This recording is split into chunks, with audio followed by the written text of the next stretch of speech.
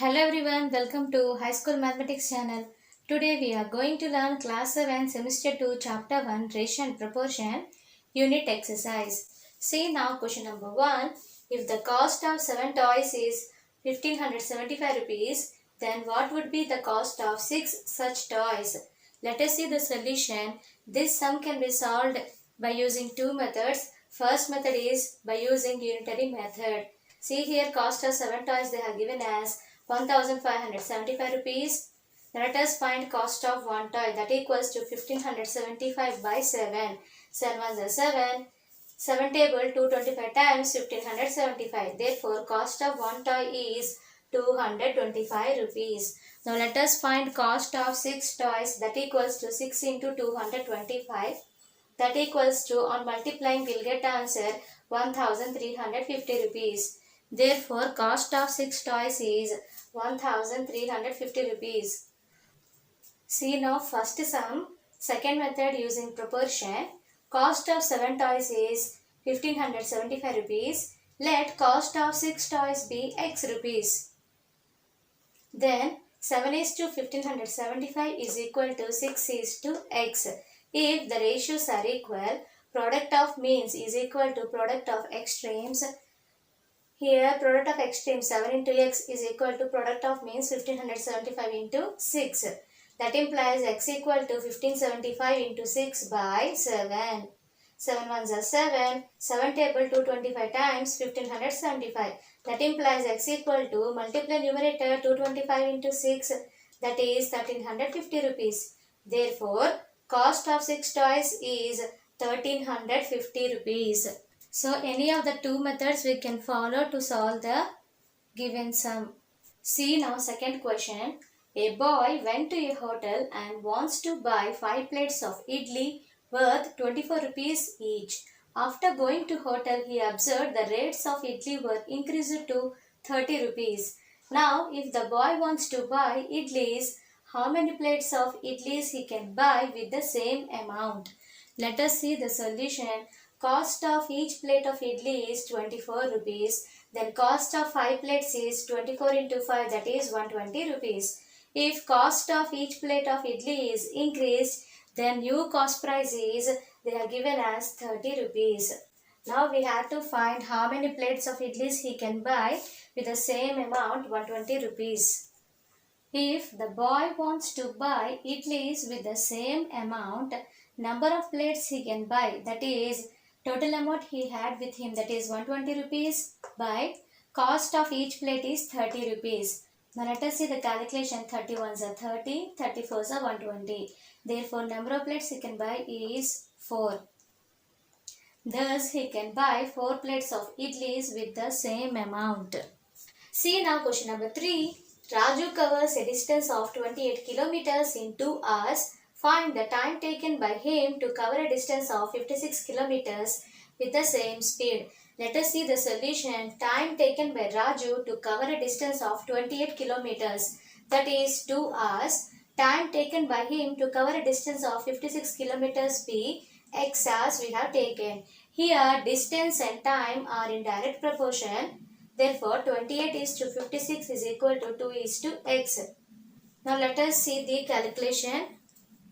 If the ratios are equal, product of means is equal to product of extremes. Here we have taken product of extremes 28 into x is equal to product of means 56 into 2. That implies x equal to 56 into 2 by 28. 28 ones are 28, 28 twos are 56. So x equal to, multiply numerator 2 into 2, that is 4. Therefore x value is 4 hours. Therefore Raju covers a distance of 56 kilometers in 4 hours with the same speed. See now question number 4.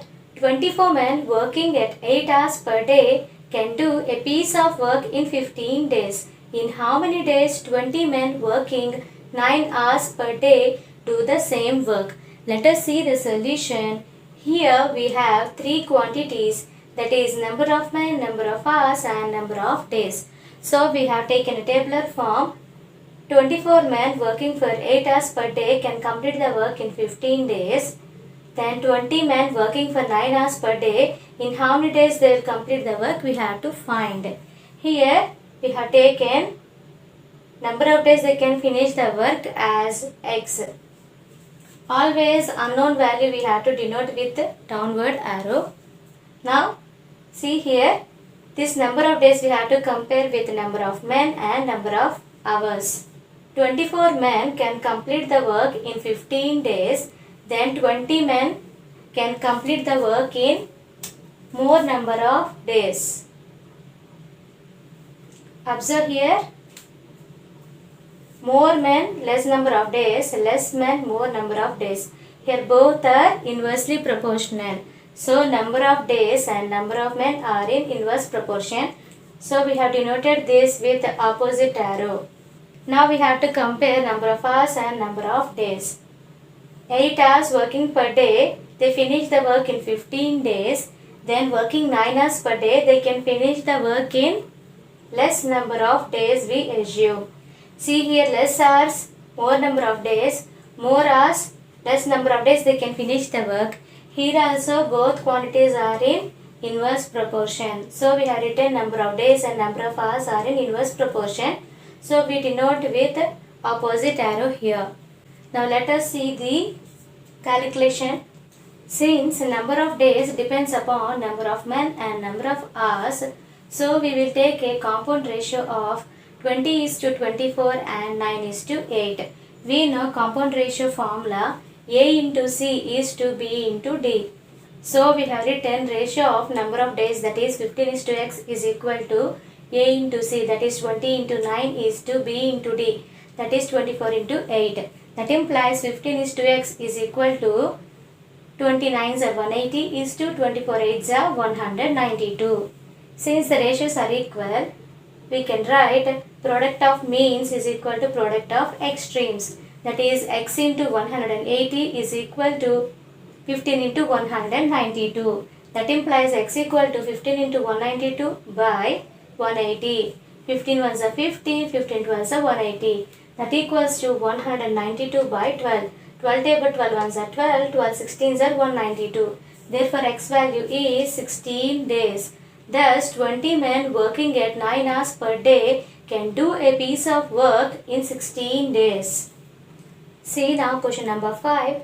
Out of 15,000 voters in a constituency, 60% of the voters voted. Find number of people not voted in the constituency. Let us see the solution. Number of voters, that is 15,000. Percentage of voters voted is 60%. Therefore, number of voters voted, that equals to 60% of 15,000. That equals to 60% means 60 by 100 of means into, add on this 15,000. 100 ones are 100, 100 150s are 15,000. That equals to multiply numerator 60 into 150, that is 9,000. Therefore, number of voters who voted were 9,000 people. Next, they ask us to find a number of voters who do not vote. Therefore, number of voters not voted, that equals to total number of voters 15,000 minus number of voters who voted 9,000. So let us subtract them. 15,000 minus 9,000, that is 6,000. Therefore, number of voters not voted in the constituency is 6,000 voters. See now question number 6. A shopkeeper bought a suitcase for 950 rupees and sold it for 1200 rupees. Find its profit or loss percentage. Let us see the solution. Cost price of suitcase, that is CP, is equal to 950 rupees and selling price of suitcase, that is SP, is 1200 rupees. Here selling price is greater than cost price, so he gets profit. We know profit formula, that is SP minus CP, that is selling price minus cost price, that equals to selling price is 1200 minus cost price is 950 rupees. On subtracting, we get profit 250 rupees. Since we got profit, we have to find profit percentage, that equals to profit by cost price into 100. That equals to profit is 250 rupees by cost price is 950 rupees into 100. 25 table 10 times 250 and 38 times 950. 2 table 5 times 10, 2 table 19 times 38. That equals to multiply numerator 5 into 100, that is 500 by 19. Now let us do division. 19 2s are 38. 50 minus 38 is 12. Get down the next 0. Next 19 6 are 114. So 120 minus 114, we will get a remainder 6. So the percentage is 26, 6 by 19%. Therefore, he got a profit of 250 rupees and profit percentage is 26, 6 by 19%. See now question number 7. On selling a mobile for 4,500 rupees, a shopkeeper loses 10%. For what amount should he sell it to gain of 15%? Let us see the solution. Selling price of a mobile is 4,500 rupees and loss percentage is 10%. Let cost price of mobile be X. Always profit or loss will be calculated on cost price. So loss equal to 10% of X we have taken. That equals to 10% means 10 by 100 of means into X. So the value is 10x by 100. We know loss formula, cost price minus selling price. In our question, first we have to find the cost price, right? So we have taken here cost price equals to loss plus selling price. We have taken cost price as X. So write an X equal to loss we got here 10x by 100 plus selling price is 4,500. Now we have to do LCM. The LCM value is 100. So this 100 will be multiplied for 4,500 as well as here X. So that implies 100x is equal to 10x plus 4,500 into 100. That is 4,50,000. That implies 100x plus 10x. On transposing it becomes minus 10x. That equals to 4,50,000. 100x minus 10x, that is 90x. That equals to 4,50,000. That implies x equal to 4,50,000 by 90. 91s are 90. 95,000s are 4,50,000. Therefore, x value is 5,000. Thus, cost price of mobile is now 5,000 rupees. In question, they have asked to get a gain of 15% for what amount he should sell the mobile. So, we had cost price of mobile that is 5,000 rupees and gain is 15%. We had to find now selling price. Let us calculate that now. So we got cost price of mobile as 5,000. They have given gain percentage as 15%. We need to find the selling price. Always gain or profit will be calculated on the cost price. So gain equals to 15% of 5,000. That equals to 15% means 15 by 100 of means into, write on this 5,000. 100 ones are 100. 150s are 5,000. That equals to multiply numerator 15 into 50. That is 750 rupees.